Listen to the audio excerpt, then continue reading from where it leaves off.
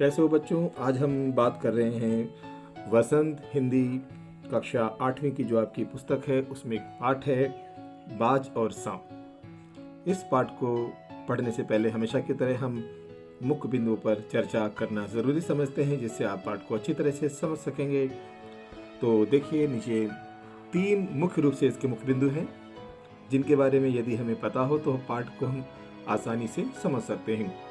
और पाठ में चाहे विस्तृत उत्तर लिखने वाले प्रश्न हो या संक्षिप्त उत्तर लिखने वाले प्रश्न हो या कि MCQs हो बहुवैकल्पिक, आप हर प्रकार के प्रश्नों के उत्तर लिखने में स्वयं को सक्षम पाएंगे। तो बिना देर किए बढ़ते हैं। पहला बिंदु है आलस्य और उत्साह का परस्पर टकराव। दूसरा है बाज उत्साह का और सांप आलस्य का प्रतीक है। तीसरा है सफलता और जोखिम का संबंध। यानी इन 3 बिंदुओं को जब आप समझ लेते हैं तो आपके लिए बहुत आसान हो जाता है। तो देखते हैं ये किस तरह से पाठ से जुड़ते हैं और आप इससे किस प्रकार पाठ को समझ सकते हैं और अपने अंकों को 100% यानी पूरे अंक प्राप्त कर सकते हैं। आलस्य और उत्साह। आलस्य आपको पता है लेजीनेस, जब आपका कोई कार्य करने का मन नहीं करता है, अब भाग्य के भरोसे बैठे रहते हैं, आपको लगता है सारा काम अपने आप हो जाएगा, हमें कर्म करने की जरूरत नहीं है।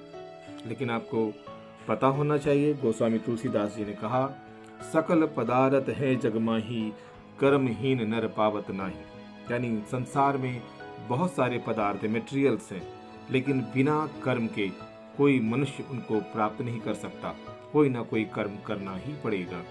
यदि आपके सामने भोजन से भरी हुई थाली भी रखी है तो अपने आप आपके मुख में नहीं जाएगी, आपको हाथों के माध्यम से या आप उसके पास अपना मुख ले जाएंगे तभी आप खा पाएंगे। अपने आप थाली आपके मुख में नहीं आएगी। यानी कोई ना कोई क्रिया, कोई ना कोई कर्म करना आवश्यक है। तो जो आलस्य है और उत्साह है वो दोनों आपस में टकराते हैं इस कहानी के माध्यम से। एक आलसी व्यक्ति अपनी बात को सही साबित करने की कोशिश करता है और दूसरी तरफ जो उत्साही व्यक्ति है जो लगातार आगे बढ़ने की कोशिश करता है वो आलसी व्यक्ति को गलत ठहराता है और दोनों में टकराव चलता रहता है। और ये समाज की सच्चाई है। यानी 2 विचार बिंदु हैं, 2 प्रकार की विचारधाराएं हैं। एक आलस्य को सही ठहराता है, एक कहता है नहीं, आलसी होने से हम आगे नहीं बढ़ सकते, हमें लगातार उत्साह के साथ में, साहस के साथ में, एक्साइटमेंट के साथ में आगे बढ़ने की ज़रूरत है।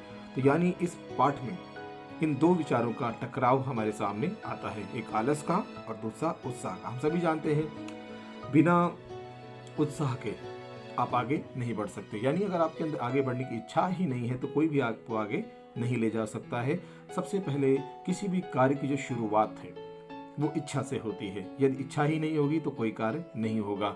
यदि कोई आलस में भरा हुआ है और वो चाहता है कि वो तरक्की करे और अपना कोई लक्ष्य निर्धारित करे और उसको प्राप्त कर लेगा तो ये संभव नहीं है। सबसे पहले उसके मन में विचार आएगा और विचार कहाँ से आएगा? उत्साह से आएगा और उत्साह के माध्यम से ही वो आगे बढ़ेगा। दूसरा बिंदु है बाज, और जो है इसमें उत्साह का प्रतीक है जबकि जो सांप है इसमें आलस्य का प्रतीक है। ये आपको ध्यान रखना पड़ेगा कि इस कहानी के जो मूल 2 पात्र हैं वो है बाज और सांप। यानी कि जो लेखक है, लेखक के मन में एक विचार आया कि हम पाठकों के सामने आलस्य और विचार के परस्पर टकराव को रखें, लेकिन उन्होंने सोचा इस किसके माध्यम से कहानी कहें। तो कहानी को इंटरेस्टिंग, दिलचस्प बनाने के लिए उन्होंने बाज और सांप को चरित्र के रूप में, कैरेक्टर्स के रूप में चुना।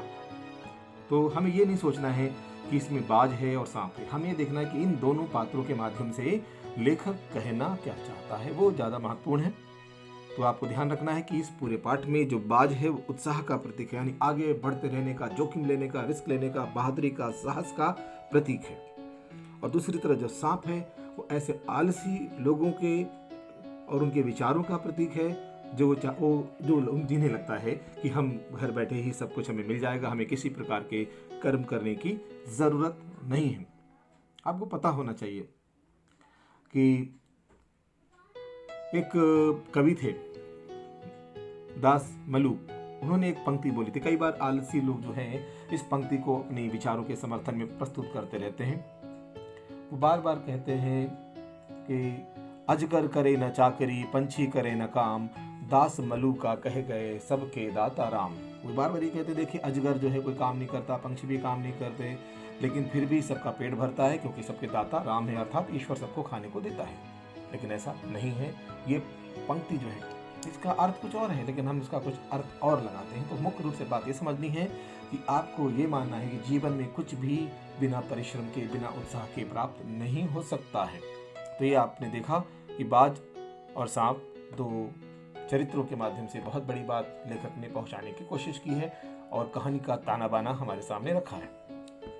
उसके बाद देखिए तीसरा बिंदु है सफलता और जोखिम का संबंध। इस कहानी में आप देखते हैं ये बताया गया है सफलता प्राप्त करने के लिए आपको जोखिम उठाना पड़ेगा, यानी रिस्क लेना पड़ेगा। जो लोग रिस्क नहीं लेना जानते या रिस्क लेने से डरते हैं, जोखिम उठाने से डरते हैं, वो सफलता की उम्मीद भी ना करें।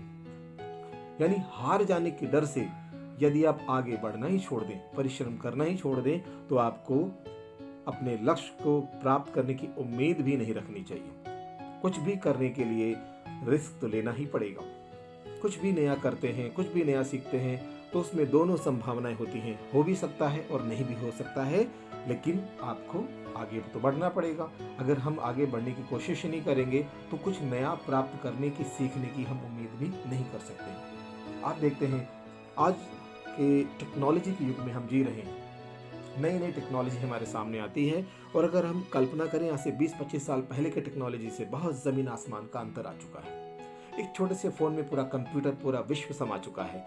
यदि उस समय जिन लोगों ने दिन रात एक करके इस कंप्यूटर का, इस मोबाइल का और आज की टेक्नोलॉजी का आविष्कार किया, इसके लिए दिन रात उन्होंने परिश्रम किया, क्या उनको पता था कि वो सफल हो जाएंगे?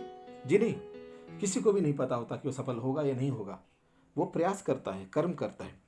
तो हमें यही सीख इस पाठ से मिलती है कि आप अगर कर्म करेंगे, रिस्क उठाएंगे, तो आपको सफलता अवश्य मिलेगी। ये आप उम्मीद कर सकते हैं। लेकिन अगर आप रिस्क ही नहीं उठाएंगे, जोखिम ही नहीं उठाएंगे, तो सफलता आपको नहीं मिलेगी। यही है सफलता और जोखिम का संबंध। अब हम इन बातों को, 3 बिंदुओं को समझने के लिए इस पाठ को पढ़ते हैं। देखते हैं क्या है इस पाठ में। देखिए, समुद्र के किनारे ऊंचे पर्वत की अंधेरी गुफा में एक सांप रहता था। समुद्र की तूफानी लहरें धूप में चमकती, झिलमिलाती और दिन भर पर्वत की चट्टानों से टकराते रहते थे। पर्वत की अंधेरी घाटियों में एक नदी बहती थी। अपने रास्ते पर बिखरे पत्थरों को तोड़ती, शोर मचाती हुई ये नदी बड़े जोर से समुद्र की ओर लपकती जाती थी। जिस जगह पर नदी और समुद्र का मिलाप होता था, वहां लहरें दूध के झाग सी सफेद दिखाई देती थी। अब इसमें प्रकृति का वर्णन किया गया है कि समुद्र का वर्णन है, उसके बराबर में एक अंधेरी गुफा का वर्णन है, उसमें सांप के रहने का वर्णन है और समुद्र की लहरों का वर्णन है। यानी कि प्रकृति का वर्णन है। ये बताया गया है ये घटना, ये कहानी कहाँ से शुरू होती है। अब असली बात आगे शुरू होती है, हम देखते हैं। अपनी गुफा में बैठा हुआ सांप सब कुछ देखा करता। लहरों का गर्जन, आकाश में छिपती हुई पहाड़ियां, टेढ़ी मेढ़ी बल खाती हुई नदी की गुस्से से भरी आवाजें, वह मन ही मन खुश होता था। अब देखिए, ये सांप एक आलसी व्यक्ति का प्रतीक है, हमें ध्यान रखना है। वह मन ही मन खुश होता था कि इस गर्जन तर्जन के होते हुए भी वह सुखी है और सुरक्षित है। कोई उसे दुख नहीं दे सकता। सबसे अलग, सबसे दूर वह अपनी गुफा का स्वामी है, ना किसी से लेना, ना किसी से देना। दुनिया की भागदौड़, छीना झपटी से वह दूर है। सांप के लिए यही सबसे बड़ा सुख था। इंपॉर्टेंट पॉइंट, यानी सांप के लिए यही सबसे बड़ा सुख था। यानी कि एक जो आलसी व्यक्ति है, जिस स्थिति में रहता है, वो उसी स्थिति से समझौता कर लेता है, कंप्रोमाइज कर लेता है। वो कहता है बस ठीक है, जो है मेरे पास यही बहुत है, मुझे क्या जरूरत है आगे बढ़ने की। तो यानी कि ऐसे व्यक्तियों के बारे में सांप सिंबल बन जाता है, जो अपनी स्थितियों से संतुष्ट हो जाते हैं। ठीक है, संतुष्ट होना अच्छी बात है, लेकिन अगर आपके पास जो है, आप अगर अनपढ़ हैं तो कहते ठीक है, अनपढ़ ही है, आगे बढ़ने की जरूरत नहीं है। जिस स्थिति में रह रहे हैं ठीक है, कोई बात नहीं, आगे अगर बढ़ना ही छोड़ देंगे और उसको जस्टिफाई करेंगे, यानी आपके अंदर योग्यताएं हैं, टैलेंट है, लेकिन आप उसका इस्तेमाल नहीं कर रहे हैं। इसलिए यहाँ पर इस कहानी को सांप के माध्यम से बताया जा रहा है। लेखक ये कहने की कोशिश कर रहा है कि सांप के लिए यही सबसे बड़ा सुख है कि वो अपनी जगह बैठा हुआ है, कुछ कर रहा है, ना ढल रहा है, ना इधर जा रहा है, ना उधर जा रहा है। उसको लग रहा है जो मेरी जिंदगी है सबसे अच्छी है। आगे देखते हैं। एक दिन अचानक, एकाएक मतलब अचानक, अंग्रेजी में इसको सडनली बोलते हैं, आकाश में उड़ता हुआ खून से लथपथ एक बाज सांप की उस गुफा में आ गिरा। लथपथ मतलब पूरी तरह से खून में भीगा हुआ। उसकी छाती पर कितने ही जख्मों के निशान थे। जख्म उर्दू का शब्द है। पंख जो है खून से सने हुए थे, यानी बहुत सारा खून लगा था। सना मतलब खून लगा होना। और वह अधमरा सा जोर शोर से हाँफ रहा था, यानी मरने के कगार पे था और जोर जोर से सांसें ले रहा था। जमीन पर गिरते ही उसने एक दर्द भरी चीख मारी, चिल्लाया और पंखों को फड़फड़ाता हुआ धरती पर लौटने लगा, उल्टा सीधा, जैसे जैसे किसी की अंतिम सांस चल रही हो। डर से सांप अपने कोने में सिकुड़ गया, किंतु दूसरे ही क्षण उसने भांप लिया, अंदाजा लगा लिया। भांपने का मतलब अंदाजा लगा लिया कि बाज जो है जीवन की अंतिम सांसें गिन रहा है और उससे डरना बेकार है। आपको पता है कि जो बाज और सांप में शत्रुता है, दुश्मनी है।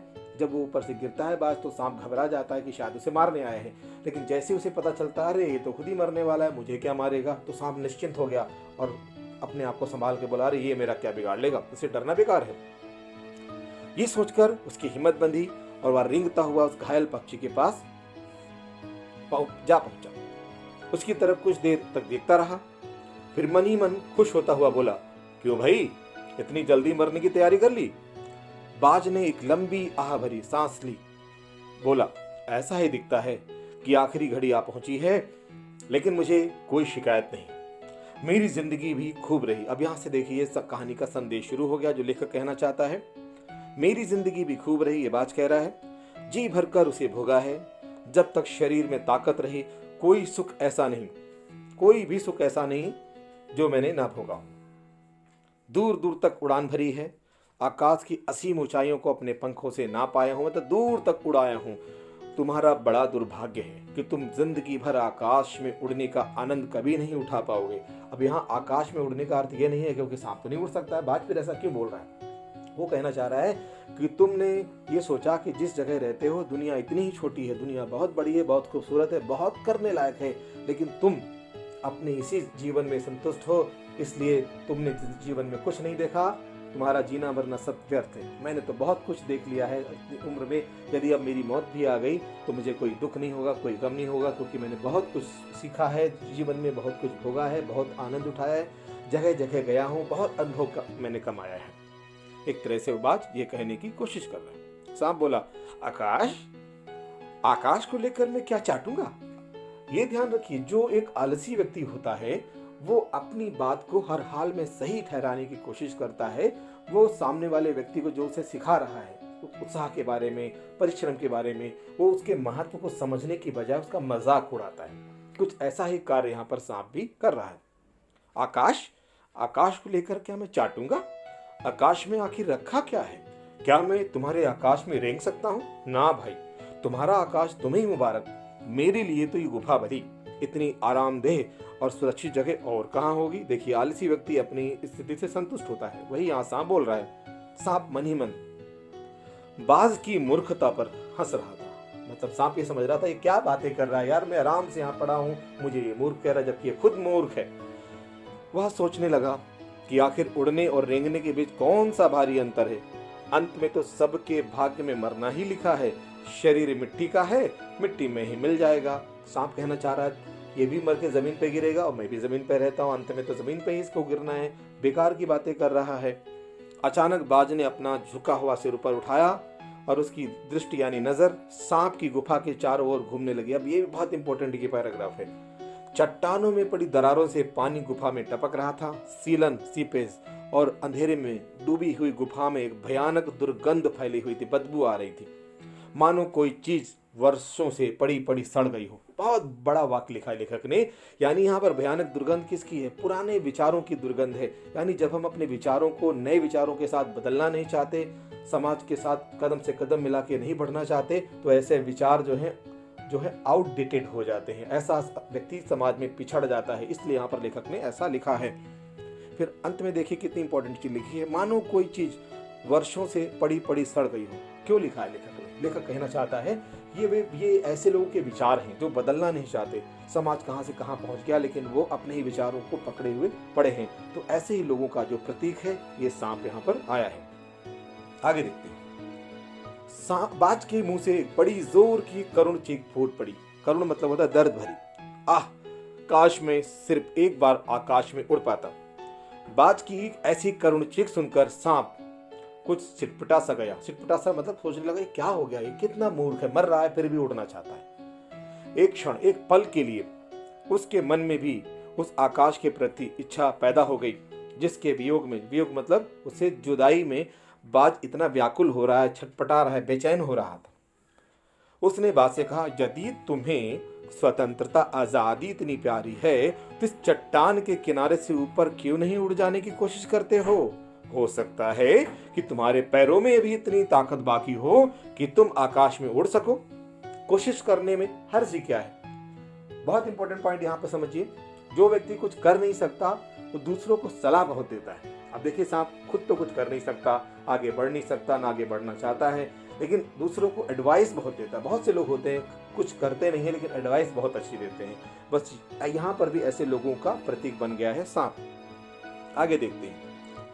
बाज में एक नई आशा जाग उठी। सांप की बात सुन के वह दूने उत्साह से, डबल उत्साह से अपने घायल शरीर को घसीटता हुआ चट्टान के किनारे तक खींच लाया। ये भी बहुत बड़ी बात यहाँ पर लिखी है कि जो साहसी व्यक्ति है मरते दम तक आगे बढ़ने की कोशिश करता है, संघर्ष से, स्ट्रगल से, जीवन की समस्याओं से, मुश्किलों से कभी घबराता नहीं है।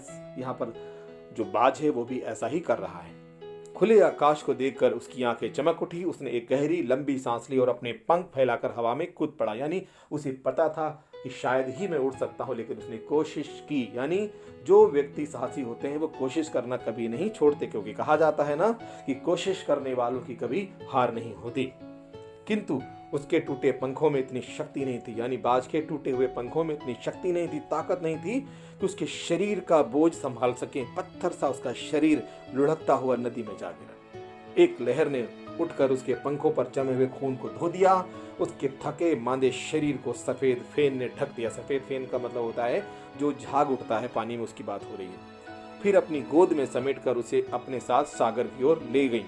यानी कि जो बहता हुआ सांप, जो बहता हुआ जो बाज है, लहरों के साथ अंदर चला गया। पानी के लहरें चट्टानों पर सिर धुनने लगी, यानी लहरें चट्टानों से, पत्थरों से टकराने लगी, मानो बाज की मृत्यु पर आंसू बहा रही हो। यहाँ पर अलंकार का इस्तेमाल कर लिया जिसको बोलते हैं उत्प्रेक्षा अलंकार। यानी कि उन्होंने ऐसी कल्पना की लेखक ने, जो लहरें टकरा रही थी चट्टानों से, जो किनारे पर पत्थर होते हैं, ऐसा लग रहा था कि जैसे वो बाज की इस मृत्यु पर आंसू बहा रही हो। यानी कि चलो कोई तो रो रहा है। धीरे धीरे समुद्र के असीम विस्तार में बाज आंखों से ओझल हो गया। अब असीम विस्तार का मतलब है बहुत दूर, जहां देखो वहां तक समुद्र ही दिखता है। यानी अनलिमिटेड जो उसका स्प्रेड होकर के समुद्र दिख रहा था, दूर दूर तक जहां तक आपकी आंखें जाती हैं, उस विस्तार में, उस फैलाव में जो बाज को लहरें बहाती हुई लेके गई और धीरे धीरे वो आंखों से ओझल हो गया, दिखना बंद हो गया। चट्टान की खोखल में बैठा हुआ, खोखल मतलब दो चट्टानों के बीच में जो थोड़ा सा स्पेस होता है जहां पर घोंसला वगैरह बना के रहते हैं पक्षी, उसकी बात हो रही है। खोखल मतलब खोखला अंदर से खाली। चट्टान की खोखल में बैठा हुआ सांप बड़ी देर तक बाज की मृत्यु और आकाश के लिए उसके प्रेम के बारे में सोचता रहा। आकाश की असीम शून्यता में ऐसा क्या आकर्षण छुपा है जिसके लिए बाज ने अपने प्राण गंवा दिए। उसके मन में भी एक बेचैनी पैदा हो गई, ऐसा क्या था आकाश में जिसके लिए इस बाज ने अपनी जान गंवा दी। असीम शून्यता का यहाँ पर अर्थ है कि आकाश में दूर दूर तक कुछ नहीं दिखता है, बस फैला हुआ आकाश ही दिखता है। इसको असीम शून्यता के नाम से लिखा गया है। वह खुद तो मर गया, लेकिन मेरे दिल का चैन अपने साथ ले गया। यानी मेरे मन में भी एक प्रश्न छोड़ गया कि आखिर क्या है उस आकाश में, क्यों मर गया, क्या है, मतलब उसके दिमाग में ये प्रश्न घूमने लगा सांप के। ना जाने आकाश में क्या खजाना रखा है। एक बार तो मैं भी वहां जाकर उसके रहस्य का पता लगाऊंगा, चाहे कुछ देर के लिए ही हो। कम से कम उस आकाश का स्वाद तो चख लूंगा। यहाँ पर एक और बात देखिए, ठीक है, कई बार हम उत्साहित हो जाते हैं किसी की बात को सुन के, लेकिन बिना सोचे विचारे हमें ऐसा कदम नहीं उठाना चाहिए जो हमारे लिए जोखिम भरा हो। सांप ऐसा ही करने जा रहा है। ठीक है, वो उत्साहित हो गया बाज की बातों से, उसे भी लगा कि मैं कोशिश करनी चाहिए, लेकिन कोशिश यदि बिना योजना के की जाए, अपनी शक्ति का अंदाजा लगाए बिना, यानी अपनी सीमाओं और अपनी संभावनाओं की जानकारी किए बिना, बिना प्लानिंग के, बिना योजना बनाए अगर आप कोई उल्टा सीधा काम करते हैं तो आपके लिए जानलेवा हो सकता है। तो आपको बहुत तरीके से प्लानिंग करनी पड़ती है, लोगों से सलाह लेनी पड़ती है जो उस क्षेत्र के विशेषज्ञ होते हैं, जिससे आप दूसरों के अनुभवों से, दूसरों की गलतियों से सीखते हैं और आपके लिए अच्छा ही होता है। आपके परिणाम जो है बेहतर होने की संभावनाएं बढ़ जाती हैं यदि आप अच्छी तरह से प्लानिंग के साथ में काम करते हैं। अब आगे देखते हैं। यह कहकर सांप ने अपने शरीर को सिकोड़ा और आगे रेंग कर अपने को आकाश की शून्यता में छोड़ दिया। शून्यता का मतलब समझ लीजिए जहां कुछ नहीं है। धूप में क्षण भर के लिए सांप का शरीर बिजली की लकीर सा चमक गया, किंतु जिसने जीवन भर रेंगना सीखा था वह भला क्या उड़ पाता। जो मैंने अभी बताया कि बिना प्लानिंग के काम किया। नीचे छोटी छोटी चट्टानों पर धप से सांप जा गिरा। ईश्वर की कृपा से बेचारा बच गया, नहीं तो मरने में क्या कसर बाकी रही थी। सांप हंसते हुए कहने लगा, सो उड़ने का यही आनंद है, भर पाया मैं तो। पक्षी भी कितने मूर्ख हैं। अब देखिए जो आलसी व्यक्ति होता है वो मजाक उड़ाने लगता है ऐसे लोगों का जो मेहनत करते हैं। वो कहते हैं यार क्या मेहनत कर रहे हो, शॉर्टकट तरीके से आगे बढ़ जाओ मेरी तरह, मतलब चाहे करे ना लेकिन सलाह बहुत देते हैं। धरती के सुख से अनजान रहकर आकाश की ऊंचाइयों को नापना चाहते थे पक्षी, किंतु अब मैंने जान लिया है कि आकाश में कुछ नहीं रखा है, केवल ढेर सी रोशनी के सिवा मतलब अलावा वहां कुछ भी नहीं है। शरीर को संभालने के लिए कोई स्थान नहीं है, कोई सहारा नहीं, फिर वे पक्षी किस बूते पर इतनी डींगे हाँकते हैं। बूता मतलब आधार, किस बेस पर इतनी डींगे हाँकते हैं। डींगे मतलब बड़ी बड़ी बातें करते हैं। किस लिए धरती के प्राणियों को इतना छोटा समझते हैं। अब मैं कभी धोखा नहीं खाऊंगा। यानी कि जो आलसी व्यक्ति है वो अपने पक्ष को सही साबित करने के लिए खुद अपने आप को धोखा देने वाली बातें करता, जो बातें सही नहीं होती हैं, तर्क से परे होती हैं, उनको भी कह के अपने दिल को तसल्ली देता, जबकि उसे पता है कि वो सही नहीं है, लेकिन अपने दिल को तसल्ली देने की कोशिश वो करता है, व्यर्थ की तसल्ली देता है। अब मैं कभी धोखा नहीं खाऊंगा। मैंने आकाश देख लिया है और खूब देख लिया है। बाज तो बड़ी बड़ी बातें बनाता था, आकाश के गुण गाते थकता नहीं था। उसी की बातों में आकर मैं आकाश में कूदा था। ईश्वर भला करे मरते मरते बच गया। अब तो मेरी ये बात और भी पक्की हो गई कि, आगे देखिए,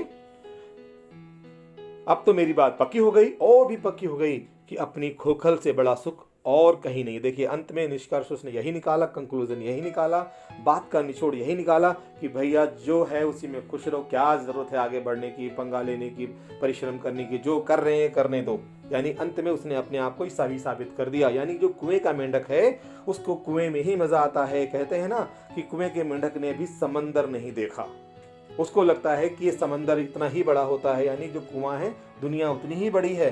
लेकिन जब यही मेंढक आपको आप समंदर में छोड़ देते हैं तो उसको लगता है इतनी बड़ी दुनिया होती है, तब उसके लिए उसमें तैरना मुश्किल हो जाता है। तो यानी कि सीखने के लिए जीवन में बहुत कुछ है। सिर्फ आपको सांप की तरह अगर आप आलसी बनेंगे तो जीवन में बहुत पीछे छूट जाएंगे। और ऐसे बहुत से लोग मिलेंगे जो सांप की सोच वाले होंगे, जो आपको ऐसा ही करने के लिए कहेंगे, कुछ नहीं रखा है यार, ठीक है। धरती पर, फिर कहता है धरती पर रेंग लेता हूँ, मेरे लिए ये बहुत कुछ है, मुझे आकाश की स्वच्छंदता से क्या लेना देना। स्वच्छंदता मतलब आज़ादी, अपनी इच्छा से करने की जो एक हमें सुकून मिलता है, इसकी मुझे ज़रूरत कुछ नहीं है। ना वहाँ छत है, ना दीवारें हैं, ना रेंगने के लिए ज़मीन है। मेरा तो सिर चकराने लगता है, दिल कांप जाता है। अपने प्राणों को खतरे में डालना कहाँ की चतुराई है। अपने आप को सही साबित कर रहा है और बाज को मूर्ख। सांप सोचने लगा कि बाज अभागा था, बदकिस्मत था, अनलकी था, जिसने आकाश की आजादी को प्राप्त करने में अपने प्राणों की बाजी लगा दी। किंतु कुछ देर बाद सांप के आश्चर्य का ठिकाना नहीं रहा। यानी जब वो अपने आप से ऐसी बातें कर ही रहा था, तभी उसने कुछ ऐसा देखा। किंतु कुछ देर बाद सांप के आश्चर्य का ठिकाना नहीं रहा। उसने सुना चट्टानों के नीचे से एक मधुर रहस्यमय गीत की आवाज उठ रही है। पहले उसे अपने कानों पर विश्वास नहीं हुआ कि चल क्या रहा है, किंतु कुछ देर बाद गीत के स्वर अधिक साफ सुनाई देने लगे। वह अपनी गुफा से बाहर आया और चट्टानों से नीचे झांकने लगा। सूरज की सुनहरी किरणों में समुद्र का नीला जल झिलमिला रहा था। चट्टानों को भिगोती हुई समुद्र की लहरों में गीत के स्वर फूट रहे थे। लहरों का यह गीत दूर दूर तक गूंज रहा था। सांप ने सुना लहरें मधुर स्वर में गा रही हैं। हमारा ये गीत उन साहसी लोगों के लिए है जो अपने प्राणों को हथेली पर रखे हुए घूमते हैं। हथेली पर रखने का मतलब है हमेशा मरने को तैयार रहते हैं, रिस्क लेने को तैयार रहते हैं, जोखिम लेने को तैयार रहते हैं। यानी कोई भी व्यक्ति जो जीवन में आगे बढ़ना चाहता है, सफलता प्राप्त करना चाहता है, उसे जीवन में रिस्क लेना ही पड़ेगा। सफलता तभी मिलेगी क्योंकि जो आप कार्य करते हैं उसमें क्या मिलेगा, कब मिलेगा, आपको पता नहीं है, लेकिन आप प्रयास तो करते हैं। बिना प्रयास किए आप अपनी सफल होने की, लक्ष्य प्राप्ति की उम्मीद नहीं कर सकते। चतुर वही है जो प्राणों की बाजी लगाकर जिंदगी के हर खतरे का बहादुरी से सामना करे। कहते हैं जीवन एक संघर्ष है, जीवन में जो संघर्ष करता है वही सफलता प्राप्त करता है। फिर लहरें आगे क्या कहती हैं? ओ निडरबाज, यानी जो बाज को कहती हैं तुम बिल्कुल भय से मुक्त थे, शत्रुओं से लड़ते हुए तुमने अपना कीमती रक्त बहाया है, जो अपना कीमती खून बहाया है। प्रवास समय दूर नहीं जब तुम्हारे खून की एक एक बूंद जिंदगी के अंधेरे में प्रकाश फैलाएगी और साहसी बहादुर दिलों में स्वतंत्रता और प्रकाश के लिए प्रेम पैदा करेगी। तुमने अपना जीवन बलिदान कर दिया किंतु फिर भी तुम अमर हो। जब कभी साहस और वीरता के गीत गाए जाएंगे तुम्हारा नाम बड़े गर्व और श्रद्धा से लिया जाएगा। हमारा गीत जिंदगी के उन दीवानों के लिए है जो मरकर भी मृत्यु से नहीं डरते। यानी कि जीवन में और अंत में जो संघर्ष करते हैं दुनिया उन्हीं का नाम लेती है, उन्हीं का सम्मान करती है। चाहे अभी आलसी को कोई कितना भी सर पे चढ़ा ले, लेकिन जो संघर्ष करके सफलता प्राप्त कर लेता है अंत में दुनिया उसी के लिए ताली बजाती है, उसी के लिए सपोर्ट करती है, उसी को अपना आदर्श मानती है। आलसी को कोई अपना आदर्श नहीं मानता है। खुद आलसी ही अपने आप को आदर्श माने ये अलग बात है, लेकिन दुनिया उसे कभी भी अपना आइडियल नहीं मानती है। हमेशा सम्मान उसी का को मिलता है दुनिया में जो संघर्ष करके सफलता प्राप्त करता है और दुनिया के लिए, समाज के लिए कुछ ना कुछ कार्य करके जाता है। ठीक है, आगे देखिए। अब इसमें कुछ प्रश्न है। शीर्षक और नायक। लेखक ने इस कहानी का शीर्षक कहानी के दो पात्रों के आधार पर रखा है। लेखक ने बाज और सांप को ही क्यों चुना है, आपस में चर्चा कीजिए। जैसा कि मैंने आपको बता दिया है, जो मुख्य बिंदु है उसमें से इसका उत्तर मिलेगा और मैंने जो डिस्कस किया उसमें मिलेगा। आप वीडियो को बार बार देख करके अपने आप इसका उत्तर लिखेंगे तो ज़्यादा बेहतर है। जो आप खुद करके सीखते हैं उससे ज़्यादा ही सीखने को मिलता है। कहानी से घायल होने के बाद भी बाज ने क्यों कहा मुझे कोई शिकायत नहीं है। यानी कि जो व्यक्ति जीवन में सफलता प्राप्त करने के लिए संघर्ष करता है और रिस्क लेता है, जोखिम उठाता है, वो बहुत, उसका जीवन एक सामान्य आलसी व्यक्ति से बहुत बड़ा होता है, बहुत अनुभवी होता है। इसलिए ऐसे कहते हैं ना कि बेकार की जो जिंदगी है, 100 वर्ष की जिंदगी बेकार है। काम की जिंदगी अगर 30 वर्ष की भी हो तो बहुत है। आपको पता है विवेकानंद का जीवन बहुत लंबा नहीं था, लेकिन उन्होंने कम से कम जीवन में भी जो कार्य किए हैं आज हम उनको अपना आदर्श मानते हैं। दूसरा प्रश्न है, बाज जिंदगी भर आकाश में ही उड़ता रहा, फिर घायल होने के बाद भी वह उड़ना क्यों चाहता था। सीधा सा उत्तर है कि उसको पता है कि ये जो आलसियों का जीवन है उसके लिए उचित नहीं है। जो व्यक्ति संघर्ष करता है, लगातार कार्य करता है, आपने देखा होगा बीमार होने पर भी वो कार्य ही करता रहता है। घर से अगर उसे काम करने की कोई परमिशन मिल जाती तो भी कुछ ना कुछ वो करता है क्योंकि उसे अच्छा ही नहीं लगता। तो उत्साही व्यक्ति हमेशा प्रयासरत रहता है। बस यही बात यहाँ बाज पर भी लागू होती है। तीसरा है प्रश्न, सांप उड़ने की इच्छा को मूर्खतापूर्ण मानता था, फिर उसने उड़ने की कोशिश क्यों की। आलसी व्यक्ति जो है वो सोचता है कि मैं सही हूँ, लेकिन फिर भी उसे लगता है कि चलो एक बार कोशिश कर लेते हैं।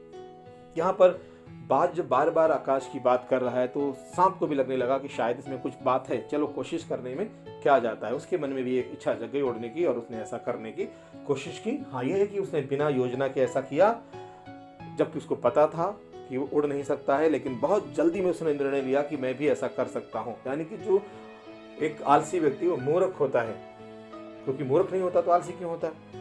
तो यहाँ पर ये देखना है। आप अपनी तरफ से भी उत्तर में बहुत सही बातें जोड़ सकते हैं। बाज के लिए लहरों ने गीत क्यों गाया था, ये भी आप समझ सकते हैं। गीत, लहरों का गीत गाने का मतलब समाज ऐसे लोगों का सम्मान करता है जो संघर्ष करके सफलता प्राप्त करते हैं और दूसरों के लिए एक आदर्श स्थापित करते हैं। यही यहाँ पर लहरों ने गीत इसीलिए गाया क्योंकि उसने जोखिम उठाया और अपने प्राणों की बाजी लगाकर दूसरों के लिए एक उदाहरण पेश किया। घायल बाज को देखकर सांप खुश क्यों हुआ होगा, मैंने आपको बता दिया। दोनों में शत्रुता है।